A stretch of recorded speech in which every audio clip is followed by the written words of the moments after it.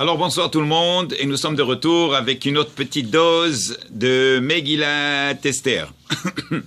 Alors nous avons le pasouk, un des psukim de la Megillah qui dit la chose suivante.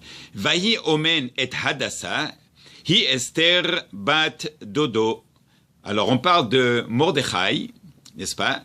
Mordechai Hayoudi, lui qui était l'homme principal de toute l'histoire, bien sûr, parce que lui il est aussi à la tête du Sanhedrin, n'est-ce pas? Alors, il est Omen et Hadassa. Omen et Hadassa, ça veut dire que Hadassa, c'est Esther. Elle s'appelle Hadassa aussi. Donc, il a adopté Hadassa. Bat Dodo, ça veut dire c'est sa nièce. C'est la fille de son oncle, ok? Elle a Av-Vaem. Alors, on va faire le point dessus. Qu'est-ce que ça veut dire en la vaem? Elle n'a ni père et ni mère. C'est une orpheline. Alors il est ramené dans Megillat, dans la Gemara de Megillah que en réalité elle a perdu son père quand sa maman elle était enceinte et sa mère dès qu'elle a couché elle est morte. Donc Mordechai il a pris la relève. Il a pris la relève. Bon alors nous la question qu'on a vraiment la question c'est pourquoi est-ce que la Megillah, dans l'histoire, on tient à spécifier qui en la avaem? Elle n'a pas de père, elle n'a pas de mère. Bon, souvent dans le Tanakh, Yatom, dans la Gemara, Yatom, Yatoma, dans les Tehillim, on trouve un orphelin, une orpheline. Point. On n'a pas vraiment spécifié en la avaem. Mais ici, c'est le cas, elle l'a avait. Pourquoi? Alors, ce qui est quand même incroyable, il y a deux chidushim ici qu'on va faire ce soir, Bezrat Hashem. Le premier, c'est qu'on va expliquer pourquoi est-ce qu'on spécifie Avaem. Le deuxième chidush, qui ramène ici, il dit, il faut savoir, dans Perush HaRokach, il ramène que Mordechai s'est très bien occupé d'Esther, n'est-ce pas? Et il a toujours bien gâté, bien habillé depuis son très jeune âge.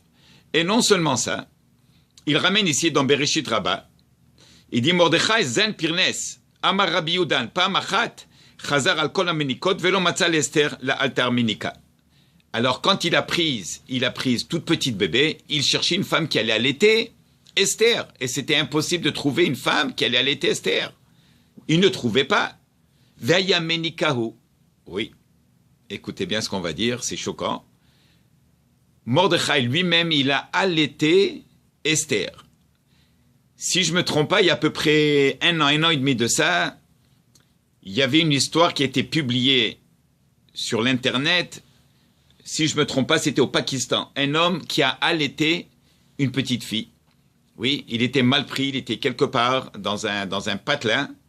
Et il a allaité. Et ça m'a rappelé comment exactement c'était la même histoire ici. Il dit Rabbi Bichia ve Rabbi Abba Beshem Rabbi Eliezer Balochala Vayamenika.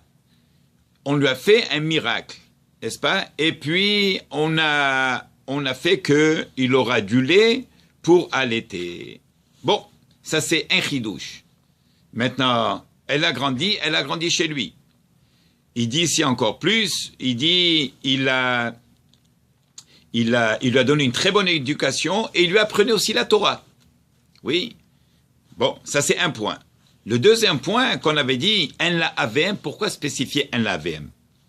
Alors, comme on a toujours dit, sauf maaseh, be marchavatechila. Hakadosh Baruch Hu, il dit très souvent, lo marchevotai ki marchevotechem. Mes pensées ne sont pas vos pensées. Vous ne pensez pas comme moi, c'est garanti. Et moi, comme qui dit, s'exprime que je vois lui qui voit déjà le futur venir, il est dans le passé, il est dans le présent, il est dans le futur, Shem Havaya Baruchu. Alors comme qu'il a vu ce qu'il voulait faire Haman, et d'ailleurs c'est pour ça qu'il a demandé qu'on exécute Vashti, lui pensait donner sa fille en mariage, mais Min Hashamayim on a fait que c'est Esther qui doit passer parce qu'il y aura un décret de la part de Haman, mais ça va beaucoup plus loin que ça. Alors, qu'est-ce qu'il dit ici? Elle n'a pas de père, elle n'a pas de mère. Vous savez pourquoi? Est-ce que vous vous souvenez de l'histoire de Yaakov? Quand Yaakov Avinu, il se sauve de Laban. Finalement, il revient avec 4 femmes, avec les 12 enfants, n'est-ce pas? Il doit rencontrer en route Esav. Alors, qu'est-ce qu'il fait? Ça, c'est la paracha de Vaishlach. Vaishlach Yaakov Malachim El Ahiv Seir Sededom. Alors, il envoie des anges, des messagers ou des anges. Rachid dit Malachim Amash. Pourquoi? Pour voir est-ce que Esav toujours l'attend. Est-ce qu'il veut toujours régler les comptes avec Yaakov Avinu? Et là-bas, il est écrit Vayitzerlo Meod. Yaakov Avinu, il a peur, il a une crainte. De quoi est-ce qu'il a peur? Et là-bas, il est ramené que Yaakov Avinu, il dit regarde, c'est vrai que Tariag mitzvot shamarti, j'ai gardé les 613 mitzvot, et celle Lavan garti. Il envoie un message en disant à Esav, tu sais, moi j'ai habité chez Lavan et j'ai gardé Garti, et Lavan Garti. Garti, c'est les mêmes lettres de Tariag. Même que j'étais avec le plus grand sorcier et l'homme le plus méchant du monde, qui est son beau-père, eh bien, ce sorcier-là, j'ai duré avec lui 22 ans. Les gens, ils disaient, toute personne qui va chez Lavan, c'est one-way ticket. Oui, ça veut dire, un homme qui rentre là-bas, il ne sort plus. Alors lui, Yaakov, non seulement il a duré, il a su comment maintenir une balance parfaite avec une relation parfaite avec Lavan, et il sort de là-bas, Garti. Mais alors pourquoi Vayatzerlo? Pourquoi est-ce qu'il a une crainte? Alors le Midrash nous raconte parce que à cause de la mitzvah de Kivud Avaem. Qu'est-ce que c'est Kivud Avaem? D'honorer son père et sa mère. Esav, il a eu cette mitzvah. Tout le temps que Yaakov n'était pas présent à la maison, qui c'est qui s'en occupait? C'était Esav. Si c'est comme ça, il dit le Midrash, cette mitzvah, elle a duré pour des générations. Qu'est-ce que ça veut dire? Eh bien, nous, dans toutes les prières qu'on a tous les jours, on dit Zocher hasde avot ou mevi goel livne benehem. HaKadosh Baruch Hu, s'il te plaît, souviens-toi de nos patriarches, de leur mérite, et c'est comme si nous, on a un crédit du travail que nos patriarches, ils ont fait, que les patriarches, que Abraham, Yitzhak, ils ont fait. Par exemple, quand nous, on veut prier Shachrit le matin, qui a dit qu'on va les écouter dans le ciel? Oui, ben oui. Comment oui? Comment est-ce qu'on est tellement sûr? Eh bien, parce que Abraham Avinu, il a tracé le chemin. N'est-ce pas? On sait que de nos jours, quand on prend un cellulaire et on veut appeler, par exemple, la Chine, oui, ce n'est pas des anecdotes, c'est pas des histoires à dormir debout. Le Chinois va te répondre. Comment tu sais? Eh bien, parce qu'il y a eu des installations, n'est-ce pas? Partout. Ils sont dans l'air, il y a des installations qui sont sous les océans, il y a partout. Alors, ça veut dire que la connexion, elle sera faite. Eh bien, c'est ce qu'il a fait. Si on arrive à comprendre ça, n'est-ce pas? Alors, Avraham Avinu, aussi, il a préparé le terrain de Shachrit. Toute personne qui va monter sur cette rail, eh bien, la prière va monter sur la rail, elle va aller à sa destination. Mitzvah de prier. Mincha aussi, qui a instauré Mincha, c'est Yitzhak. Alors Yitzhak aussi, il a préparé cette rail, on prie, on met la prière dessus, elle s'en va. Yaakov, Arvit. Et c'est facile à se souvenir. Regardez bien. Avraham, Yitzhak, Yaakov. Prenez la deuxième lettre de chacun. Abraham, la deuxième lettre, c'est Bet. C'est Boker, la prière du matin. Il a instauré. Yitzhak, la deuxième lettre, c'est Tzadik. Il a fait Tsaoraim, c'est la prière de Mincha. Yaakov Avinu, la deuxième lettre, c'est Ain. Ain, c'est Erev, le soir, la prière du soir. Alors, grâce à eux, grâce à leur mérite, on tire encore profit de leur travail, de leur mérite.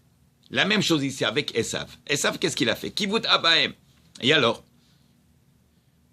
Eh bien, lui, dans sa descendance, d'où vient Haman? Ça remonte à Esav. Pourquoi? Parce que Esav, il a eu un enfant qui s'appelle Eliphaz. Eliphaz, sa descendance, c'est Amalek. Amalek, c'est le grand-père de qui? Du grand-père de Haman, n'est-ce pas? Hagag, celui que Shaoul Amelech devait tuer et qui n'a pas tué, jusqu'à que Shmuel lui-même, il avait exécuté. Hagag, c'est pour ça que Haman, il s'appelle Haman Ha'agagi. Et voilà que Haman. Donc, Haman, c'est un descendant de Esav. Et alors, si c'est comme ça, eh bien, Haman, lui, il pense détruire le peuple juif et il pense qu'il a un grand mérite, celui lequel de mitzvah kivud AVM, que Esav il a fait, encore cette mitzvah elle tient. Comment est-ce qu'on va faire? Qui c'est qui peut lutter comme lui? Qui c'est qui peut annuler un décret pareil? Eh bien, ça prend Esther. Pourquoi? Alors écoutez bien, Rabotai. Elle dit, la Gemara dans Masechet Kiddushin, là-bas, il y a tout un paragraphe qui parle comment honorer son père et sa mère. Comment honorer les rabbanim. Est-ce qu'il faut se lever pour eux? Il ne faut pas. Comment honorer les personnes âgées? Est-ce qu'il faut se lever pour eux ou pas? Qu'est-ce qu'on peut faire pour eux? Et là-bas, la Gemara, elle dit, heureux, il est celui qui n'a jamais connu ses parents. Ça veut dire qu'il est orphelin. Pourquoi? Elle dit la Gemara.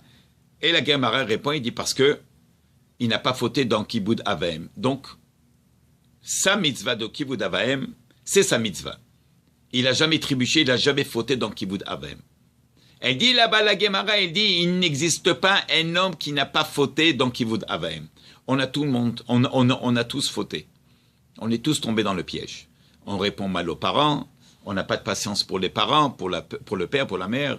On leur dit des choses qu'il ne faut pas dire, on prend leur place, on saute, on parle avant eux, on ne fait pas assez pour eux, après tout ce qu'eux, ils ont fait pour nous toute leur vie.